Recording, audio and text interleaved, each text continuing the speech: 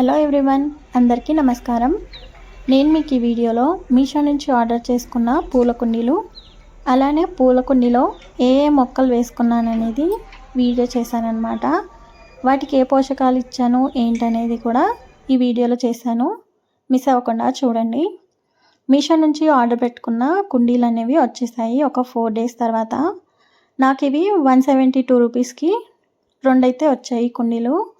రౌండ్వి కాకుండా పొడవువి చేసుకున్నాను అనమాట.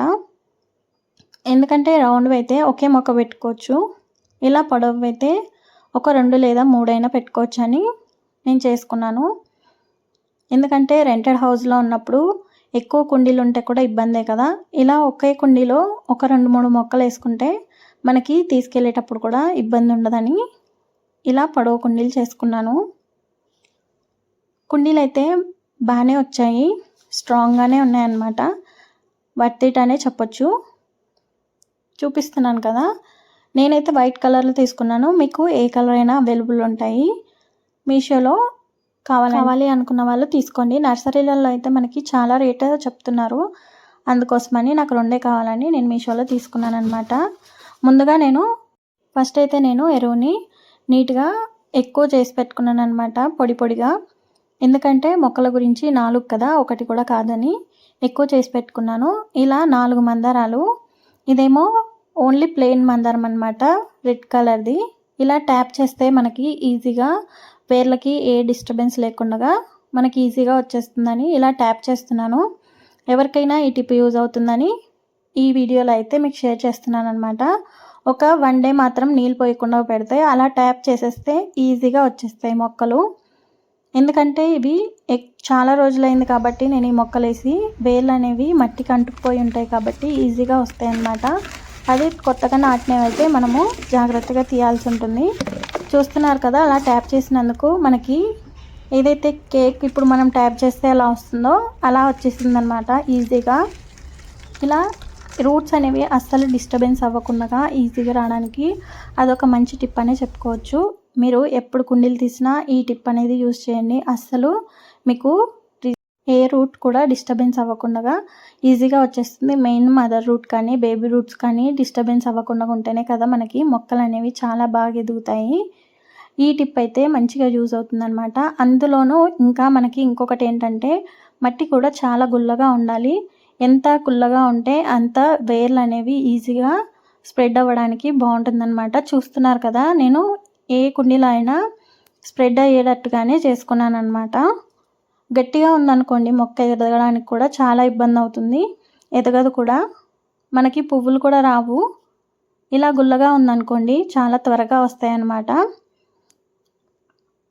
ఈ కుండీలో అయితే నేను కంపోస్ట్ వేసుకున్నాను, అలానే ఇసుక కూడా కలుపుకొని వేసుకున్నాను అనమాట. ఈ మట్టి అంతా ఒకేసారి ఒకే దగ్గర ఎందుకు వేస్తున్నానంటే, ఒక్కసారి మిక్స్ చేసుకొని ప్రతి మొక్కకి ఇచ్చామనుకోండి, ఒక్కొక్క కుండీలో ఒక్కొక్క పోషకాలు వేసాను అనమాట నేను. ఇలా వేసుకుంటే మొత్తం ఒకేసారి కలిసిపోతుంది. ఎందుకంటే ఇచ్చి నేను ఎక్కువ రోజులు అవ్వలేదు కాబట్టి మళ్ళీ మళ్ళీ ఇస్తే ఎక్కువ అయిపోతాయి అన్నమాట మొక్కలకి పోషకాలు, అంటే ఫర్టిలైజర్స్. అందుకోసమని జస్ట్ కలుపుకుంటున్నాను నేను. కలుపుకొని మొక్కలకి పెట్టేసుకుంటే సరిపోతుంది కుండీలలో వేసుకొని. కుండీలు పెట్టుకునేటప్పుడు మీకు తెలిసిందే కదా, నేను ఉల్లిపాయలు కానీ ఉల్లిపాయ పొట్టు కానీ వేసుకొని, అలాగే అట్టిపండు తొక్కలు కూడా ఉన్నాయన్నమాట ఈసారి, అవి కూడా పెట్టేసుకుంటున్నాను అనమాట.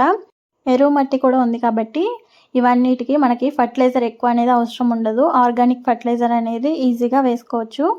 ఇలా ఫస్ట్ అయితే మట్టిని మొత్తం మిక్స్ చేసుకున్నాను. దాని తర్వాత మట్టిని వేసుకొని ఆ పైనుంచి ఆ లేయర్ పైన ఉల్లిపాయ తొక్కలు, అలానే నేనైతే బనానా పీల్స్, దాని తర్వాత ఎరువు అనేది వేసుకున్నాను. దానిపైనుంచి కొంచెం మట్టి వేసుకొని మొక్క అనేది పెట్టేసుకుంటున్నాను అనమాట.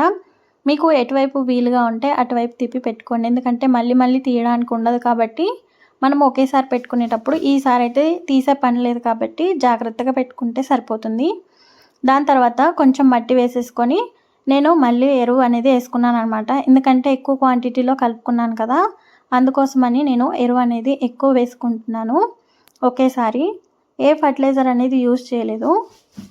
ఇప్పుడు మనం మొక్కలు నాటుకున్న తర్వాత ఇమీడియట్గా వాటర్ అనేది ఇవ్వచ్చు.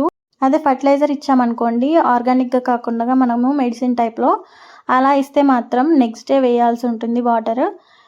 ఇలా ఫర్టిలైజర్ ఆర్గానిక్గా ఇంట్లో ఉన్న వాటితోనే ఇస్తున్నాం కాబట్టి మనం ఇమీడియట్గానే ఇవ్వచ్చు అనమాట. ఎందుకంటే అలాగే మట్టి కూడా తీసేసాం కాబట్టి మన మొక్క అనేది చాలా డల్గా అవుతుంది రేపు మార్నింగ్ వరకు. అదేదో ఇప్పుడే ఇచ్చామనుకోండి చాలా ఎనర్జీగా ఉంటుందన్నమాట. ఆ 2 మొక్కలు నాటేసుకున్న తర్వాత వేరే కుండీలో కూడా ఇంకా 2 మొక్కలు నాటేసుకుంటున్నాను.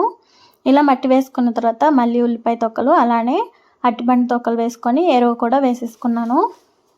ఇలా వేసుకోవడం వల్ల మనకి రూట్స్ పెరిగేటప్పుడల్లా మొక్కకి చాలా మంచి బ్లూమింగ్ అనేది ఎక్కువ ఉంటుందన్నమాట. ఆరోగ్యంగా కూడా మొక్క ఉండాలంటే ఇలాంటివి చిన్న చిన్న టిప్స్ అనేవి ట్రిక్స్ అనేవి వీడియోస్ చూస్తూ ఉంటే మనకి తెలుస్తూ ఉంటుంది.